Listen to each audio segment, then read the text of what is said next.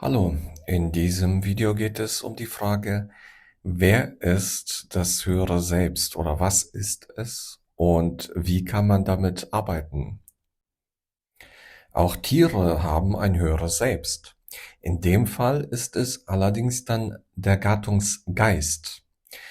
Und dazu parallel noch das Gattungswesen, das ist der Instinktbereich, also das, was mehr unterbewusst ist, im Unterbewusstsein hängt und was instinktiv ausgeführt wird, das ist das Gattungswesen. Das ist auch beim Menschen vorhanden, als Spezies Mensch so gesehen. Und bei Tieren gibt es dann den Gattungsgeist, das ist so das höhere Selbst der Tiere selber. Und der Gattungsgeist, der einer bestimmten Gattung zugeordnet ist, auch spezifisch, der ist zum Beispiel dafür verantwortlich, wenn Tiere übermäßig intelligent handeln, was ihnen so in der ursprünglichen Form gar nicht gegeben ist. Nicht indem ihnen irgendwas Spezifisches beigebracht ist, das kann schon dann im Individuum angesiedelt sein, sondern wenn zum Beispiel ein Kind ins Wasser fällt und da springt einfach ein Hund hinterher und zieht es an Land, ganz scheinbar von sich aus. Ja. Da kann es sehr häufig der Fall sein, dass das der Gattungsgeist ist, der durch den Hund agiert und der Hund selber quasi nur beherrscht wird von diesem Gattungsgeist. Häufiger ist es bei Tieren so, dass die vom Unterbewussten eher instinktiv beherrscht werden und dadurch eher so ein bisschen unintelligent handeln oder rein instinktiv intelligent. Und das ist dann das Gattungswesen, wovon sie beherrscht werden. Weil bei Tieren ist es so, dass das Individuum oder die individuelle Seele eher schwach ist, im Gegensatz zu Menschen. Und sie dann mehr von Instinkten weitestgehend beherrscht werden und dann ihre Individualität erst entwickeln. Und da ist danach, wenn da so um die 150 etwa Seeleneinheiten sich zusammengefunden haben, sich bündeln, dann kann ein Mensch daraus entstehen und eine menschliche Inkarnation. Und die ist dann mehr individuell dann geprägt und hat eine individuelle Seele, anstelle eben da dem Gattungsgeist vollständig unterworfen zu sein. Hierzu dann einmal noch Bhagavad Gita 6, Vers 6. Für den Menschen, der sein Selbst, das Ego, durch das Selbst, die Seele, besiegt hat, wird das Selbst, die Seele, zum Freund des Selbst, des Egos. Doch einem ungezähmten Selbst gegenüber verhält sich das Selbst wahrhaftig gegnerisch, wie ein Feind. Und das besagt so viel, dass der Mensch weitestgehend im niederen Ego fokussiert und zentriert ist. Und das höhere Selbst wäre einmal als Selbst die Seele. Bei der Seele ist das Selbst für mich der mehr technische Part. Also das heißt, man hat die Seele als individuelle Erfahrungsseele zum Beispiel. Und diese technischen Funktionen, die auch unter anderem das Bewusstsein der Menschen bereitstellen, weil das ist ein Teil der Seele selbst, das ist das Selbst, mit dem man da dann auch bewusst sogar arbeiten kann. Und die Überseele oder Geistmonade ist dann nochmal das höhere Selbst. Das ist dann noch eine Ebene höher. Das ist auch in der Bibel als die Söhne Gottes zum Beispiel mitunter bezeichnet. Ist man stark im niederen Ego fokussiert, dann arbeitet man so gesehen gegen das höhere Selbst. Weil das höhere Selbst, das ist eine sehr breite Aufhängung für gewöhnlich. Man selber kennt es eher auf Nationalebene, dass man dann auch anfängt, sich mehr statt für die niederen Dinge zu interessieren. Und dazu gehört der Alltag und alles Mögliche mitunter dazu, wobei man das aber auch so verstehen muss, dass alles, was man tut, sei es Essen, aufs Klo gehen, schlafen, das tun sämtliche andere Menschen auch. Das heißt, auch das hat einen breiten Fokus. Und das Höhere ist eben da mehr auf nationaler Ebene ausgerichtet und interessiert sich mehr für die nationalen Vorgänge und Entwicklung der gesamten Menschheit. Und da ist das nochmal ein bisschen untergliedert, womöglich würde man annehmen, nach den Hautfarben. Dass man einmal so die asiatischen einmal die, sag ich mal, indianischen Rothäutigen, einmal das weiße Volk und einmal die dunkelhäutigen Menschen, dass das alles auch nochmal so eine gewisse Aufhängung für sich bilden kann, nicht muss, aber jeder Mensch ist einmal trotzdem den nationalen Ebenen untergeordnet. Und erst darüber oder in diesen Bereichen dazwischen bewegt sich das höhere Selbst mitunter und interessiert sich eben für nationale Vorgänge und nicht so sehr für die individuellen, persönlichen, alltäglichen Dinge, außer es betrifft alle Menschen, dass man zum Beispiel als Vorbild auch fungiert. Dazu mal Bhagavad Gita Kapitel 3 Vers 21. Alles, was ein höheres Wesen tut, ahmen die weniger entwickelten Menschen nach. Seine Handlungen werden für die Menschen der Welt zum Maßstab. Und man hat es innerlich auch schon öfter so gesehen, dass alles, was vorbildlich irgendwie von jemandem getan wird, ja, das kann von jedem sein grundsätzlich, das ist auch ein Beispiel für viele tausende andere Menschen. Die werden dann quasi instinktiv dazu verleitet, das ähnlich zu machen.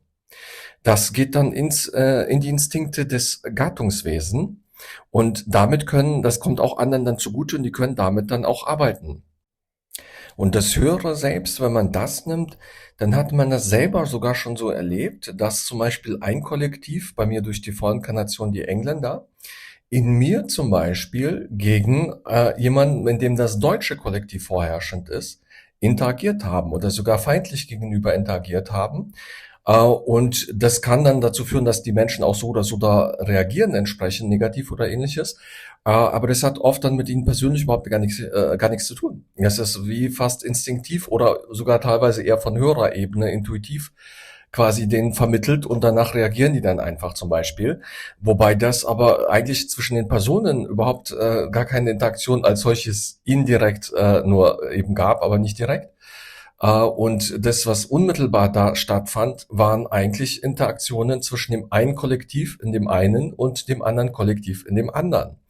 Und generell vom Hören selbst her wird man sich auch hauptsächlich dann, die Interessen werden da eher sehr selbstlos sein und sich auf die höheren Dinge fokussieren und ausrichten. Und das zum Beispiel, dass einen viel mehr dann nationale Vorgänge interessieren etc. Und nicht so sehr irgendwie, was der Einzelne bei sich zu Hause im Alltag macht oder so, ja, als Beispiel. Und das niedere Selbst, das Ego, das ist eher ein Störfaktor, gerade für das höhere Selbst. Und teilweise wird es auch dazu benutzt, einfach gewisse Sachen abzuarbeiten, so dass die schlechteren Themen nach unten quasi sortiert werden und man als Mensch sich da so lange durchkaspert, bis man so diese Negativität daran überwunden hat, ja. Und dazu auch nochmal, welche Auswirkungen das hat, mal von Krishna, der für mich auch ein Vertreter vom galaktischen Logos ist. Dazu Bhagavad Gita Kapitel 11, Vers 20 in dem Fall. Obwohl du eins bist, bist du über den ganzen Himmel, die Planeten und den Raum dazwischen verbreitet. O große Persönlichkeit, während ich diese wundersame und schreckenerregende Form betrachte, sind alle Planetensysteme gestört. Das sagt Arjuna zu Krishna, als er ihm seine geistige Form zeigt, als, sag ich mal, galaktischer Logos.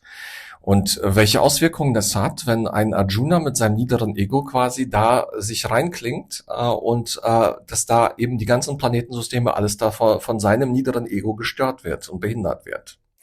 In der Theosophie heißt es auch so viel, dass die Menschen, die so ein bisschen weniger Einweihung haben, also nicht mal die erste oder zweite fertig oder sowas, sprich die physische Verkörperung zu beherrschen und Materie als Seele, als auch die Wassertaufe so gesehen, dass man das Element, das astrale Element, das Wasser so gesehen, beherrscht.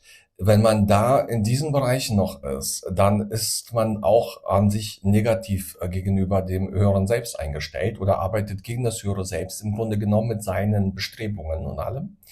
Und das deswegen auch, dass die Menschen von der Theosophie auch in dieser Form, wenn sie auf diesem Niveau sind, als kleine Schwarzmagier beschrieben werden. Und man selber hat da auch viel durch Forenarbeit und Austausch mit anderen da gewisse Erfahrungen über viele Jahre machen können, weil man seit irgendwas kurz nach 2000 rum, in Foren im Internet arbeitet, vor allem in geisteswissenschaftlichen Bereichen, Philosophie, Theosophie, Anthroposophie, die Richtungen. Und da kann man nur sagen, man kennt das auch, wenn jemand, sage ich mal, vom niederen Ego heraus in diese höheren Bereiche reinkommt, tatsächlich eine Verbindung herstellen kann, hinbekommt, dann ist sein Instinkt schon, also man kann dem das gar nicht mal übel nehmen, so dass er die positiven Energien zum Beispiel alle versucht zu sich zu lenken und das Negative teilweise dann auf andere zu schieben und so weiter. Und in dem Moment ist es so, dass man anderen auch eine Energie entziehen kann. Also positive Kräfte und Energien, dass man diese denen entzieht und zu sich lenkt. Und das sogar instinktiv. Und darüber hinaus ist es auch so, dass man sein eigenes Selbst, höhere Selbst, gar nicht unterscheiden kann von denen der anderen. Das heißt, es vermischt sich immer mit dem Kollektiv und man interagiert teilweise völlig gemischt immer mit seinen eigenen Energien, teilweise mit den kollektiven Energien, ohne das wirklich richtig unterscheiden zu können. Erst in der Theosophie ab der dritten Einweihung der Feuertaufe, wenn man die Mentalebene beherrschen lernt, erst da ist es so, dass man dann anfängt, das unterscheiden zu können innerlich. Und dass man dann auch mehr mit seinem höheren Selbst positiv zusammenarbeitet und eben nicht mehr vom niederen Instinkt beherrscht wird und vom niederen her agiert, sondern dann mehr vom höheren, und das niedere dann wird eher sehr transformiert und ins Selbstlose überführt, so dass man da seine eigenen Interessen in der Regel etwas zurückstellt oder die Interessen bei einem selber einfach die vom höheren Selbst sind, dass man anfängt, sich für mehr kollektive Vorgänge zu interessieren, sich damit auseinanderzusetzen und so weiter. Ja. Von meiner Seele her zum Beispiel, das ist so das Selbst oder zwischen dem höheren Selbst und dem Selbst aufgehangen, aktuell irgendwo in der Entwicklung. Da ist es zum Beispiel so, dass zum Beispiel 2000 andere Menschen genauso sich als meine Seele ausgeben können. Also ich weiß von meiner Seele her, dass parallel 2000 Inkarnationen aktuell betrieben werden und die alle hätten den Anspruch, sich als meine Seele zu benennen und auszugeben. Ja, der Name ist mir bekannt, ich lasse das noch weiterhin erstmal außen vor, weil es darum erstmal nicht geht. Und wenn man da in diese Bereiche reinkommt, dann weiß man irgendwann mal oder kriegt es vermittelt, wer man als Seele ist, wenn man da häufiger mit den höheren Ebenen zusammenarbeitet und mehr in diese Selbstlosigkeit kommt und dann eben auch kollektive Dinge voranbringt und weiterentwickelt. Ja, oder das, was zum Beispiel für alle als Vorbild dienen kann, dass man zum Beispiel perfekt aufs Klo gehen kann, als banales Beispiel. Ja, auch das kann dazu dienen, dass da instinktiv andere genauso anfangen, ähnlich aufs Klo zu gehen. Und das hat ja auch teilweise mit innerem Loslassen zu tun, auch sogar mitunter, ja. Und so weiter. Und ansonsten muss man mit dem höheren Selbst auf Bande arbeiten. Also das heißt, auf Bande, damit meine ich zum Beispiel, wenn wir jetzt einen Billardtisch zum Beispiel nehmen, ja, dann ist es so, dass man im niederen Ego nicht das höhere Selbst unmittelbar ist, ja, und man interagiert dann so, dass man quasi wie diese Seiten am Billardtisch die anspielt. Also das heißt, man ist eine der Kugeln auf dem Tisch als niederes Ego. Da sind viele anderen Kugeln und die werden vom höheren Selbst immer alle gleich behandelt. Man selber als niederes Ego bekommt keinen Vorzug vor den anderen. Nur, dass einem vielleicht die Energien bewusster und unmittelbarer zugeleitet werden und man dann eine andere Einsicht dadurch hat. Ansonsten spielt man auf Bande, sprich man spielt gegen andere Kugeln oder diese gegen zum Beispiel die Seite, das nennt sich ja Bande beim Billardtisch. Und dann prallt das ab und fliegt dann in die gewünschte Richtung. Und so ähnlich geht man mit dem höheren Selbst um. Also das bedeutet für mich zum Beispiel, ich habe das viel mit Forenarbeit, wie gesagt, gemacht, dass ich irgendwelche Beiträge geschrieben habe und dann einfach geguckt habe, was energetisch zurückkommt durch die anderen von den anderen. Ja, und das ist das höhere Selbst, was einem diese Dinge vermittelt. Weil alles, wessen man irgendwie überhaupt gewahr wird, das ist durch das Selbst oder das höhere Selbst vermittelt. Andernfalls kann man sich gar nichts gewahr werden. Also das kommt einem nicht zu. Und da ist auch ein Punkt, der, wenn man, sage ich mal, noch weniger Einweihungen hat, wie zuvor beschrieben erklärt, dann ist es oft so, dass man sich eben mit dem Kollektiv vermischt. Und das hat den Effekt, dass vieles, was man ausspricht oder tut, eigentlich nicht man selber ist oder auch teilweise gar nicht aus einem eigenen Selbst kommt, sondern vom Kollektiv herkommt durch einen. Und das fließt einem nicht wieder zurück. Das geht irgendwo wieder zurück ins Kollektiv, woher das eigentlich dann verursacht ist, was die Quelle davon war. Und man selber bekommt dann kein geistiges Feedback darauf, kein Bewusstsein zurück. Wenn man aber mit seinem eigenen Selbst arbeitet, dann ist es so, dass das alles zurückgespielt wird zu einem.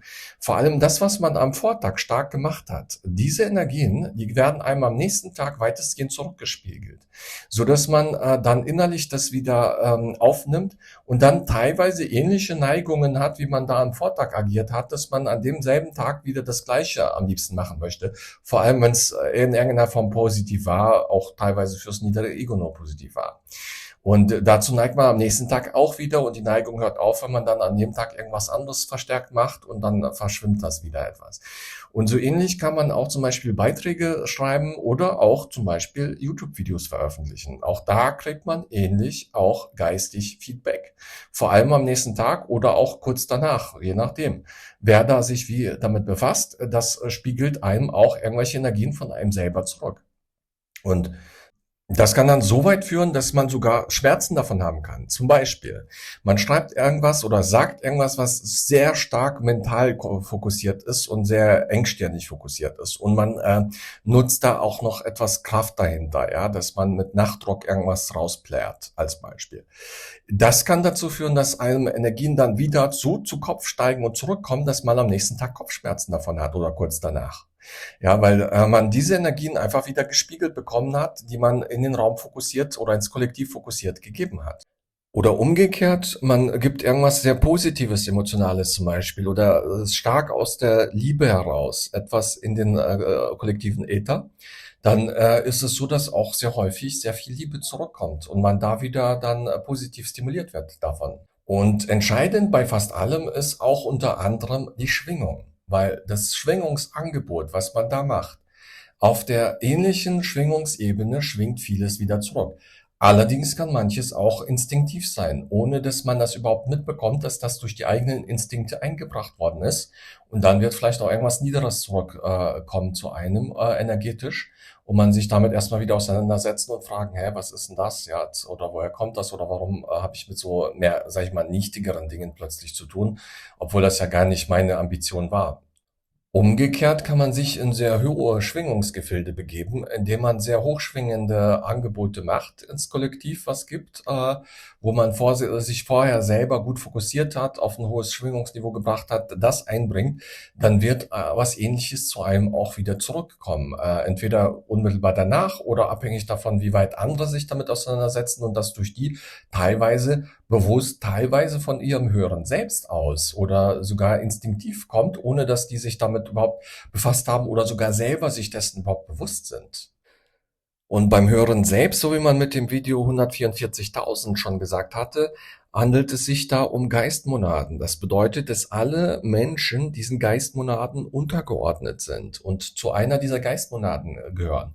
Also kann man gewisse Milliarden von Menschen auf die einzelnen Geistmonaden aufteilen und sagen, okay, so und so viel von einer Geistmonade geht da aus, was da oder was darunter untergeordnet ist an Menschen, befindet sich unter der Geistmonade und man ist einer von diesen, sag ich mal, Millionen von Menschen, die einer einzelnen Geistmonade zugehören, was noch umfassender ist als die Seele selbst.